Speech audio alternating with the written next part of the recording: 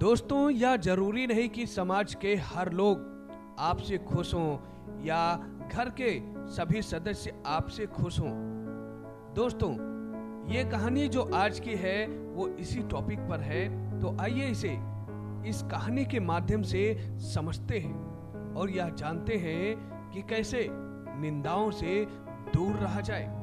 यदि समाज में या लोगों में आपकी बुराइयां होती हैं तो उसे कैसे हैंडल किया जाता है, तो आइए इसे एक महात्मा बुद्ध के कहानी के माध्यम से समझते हैं। एक बार महात्मा बुद्ध जी अपने शिष्य के साथ एक गांव में रुके हुए थे।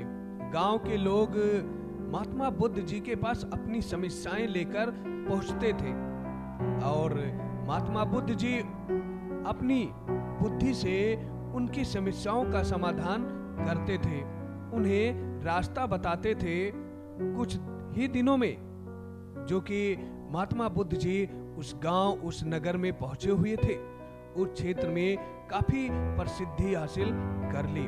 वहां के आसपास के लोग उनसे मिलना चाहते थे, उनसे अपनी समस्याओं का समाधान चाहते थे। अब महात्मा बुद्ध जी प्रवचन देते थे, उनके उपदेश सुनने के लिए दूर दूर से लोग भी आने लगे।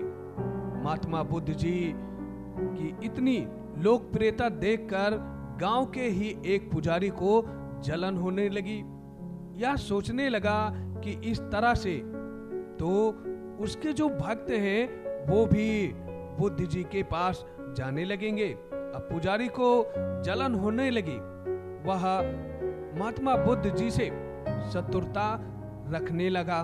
पुजारी ने महात्मा बुद्ध जी की छवि खराब करनी चाहिए और उसे खराब करने का प्रारंभ भी कर दिया और गांव के कुछ लोगों से वह कहने लगा कि ये पाखंडी हैं और लोगों को मूर्ख बना रहे हैं। पुजारी के कुछ साथी भी इस काम में उसका साथ दे रहे थे। एक दिन की बात है कि जो महात्मा बुद्ध जी का शिष्य था, वे गांव में अपने गुरु की बुराई सुनकर बहुत ही क्रोधित हो गया। शिष्य ने तुरंत महात्मा बुद्ध जी के पास आया और गांव में हो रही बुराई के बारे में बताया। बुद्ध जी मुस्कुराते हुए शिष्य की बातें सुनी और कहा कि हमें इन बातों को ध्यान नहीं देना चाहिए। अगर हम उस पंडित से विवाद करेंगे तो भी ये बातें चलती रहेगी। जिस तरह हाथी चले जाते हैं और कुत्ते भूखते रहते हैं, ठीक उसी तरह हमें भी अपनी मस्ती में चलते रहना चाहिए। ठीक उसी तरह हमें भी ऐसी बुराइयों पर ध्यान नहीं देना चाहिए। हमें अपने काम को मन लगा के करते रहना चाहिए। दोस्तों, इस कहानी से हमें यह सीख मिलती है कि यह जरूरी नहीं कि हर व्यक्ति आपके पक्ष में हो। समाज के कुछ लोग हमारे पक्ष में होते हैं तो कुछ लोग हमारे विपक्ष में भी होते हैं। हमसे मतभेद रखने वाले लोग दूसरों के सामने हमारी बुराई करते हैं और हमारी परेशानियां बढ़ाते रहते हैं। ऐसी स्थिति में हमें निंदाओं से, उन बुराइयों से कभी विचलित नहीं होना चाहिए। बिना अपना समय गवाए अपने काम को करते रहना चाहिए।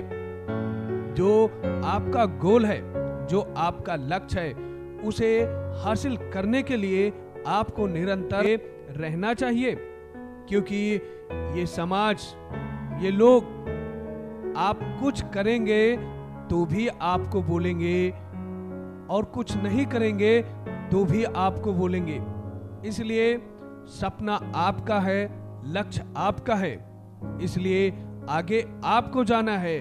आप उस चीज को पाना चाहते हैं जो आपका सपना है, जो आपका लक्ष्य है, तो उसे पाने के लिए आप कभी इन लोगों के बहकावे में आकर के आप अपने सपने को मत छोड़ दीजिए और आगे बढ़ते रहिए, क्योंकि जिस दिन आप सफलता आपको मिल जाएगी, उसी दिन ये लोग कहेंगे, ये लोग भी बदल जाएंगे और कहेंगे कि मुझे तो मालूम था कि ये बहुत मेहनती लड़का है या बहुत मेहनती युवक है जो अपने कार्य को आसानी से कर लेगा, बहुत मेहनती है और इसने वो करके दिखाया जो इसने सोचा था। इसलिए आप कभी भी अपनी बुराइयों से या कोई भी आपका प्रतिकार कर रहा है तो उससे आप कभी विचलित नहीं होना चाहिए, आपको हमेशा आगे बढ़ते रहना चाहिए। दोस्तों, मुझे उम्मीद है कि ये स्टोरी आप लोगों को अच्छी लगी होगी और ऐसी बहुत सारी प्रेरणादायक कहानियां सुनने के लिए आप हमारे चैनल को सब्सक्राइब कीजिएगा और इसे शेयर भी कीजिएगा। तो दोस्तों, मिलते हैं नई स्टोरी के साथ नए वीडियो में। जब तक के लिए जय हिंद, जय भारत, वंदे मातरम।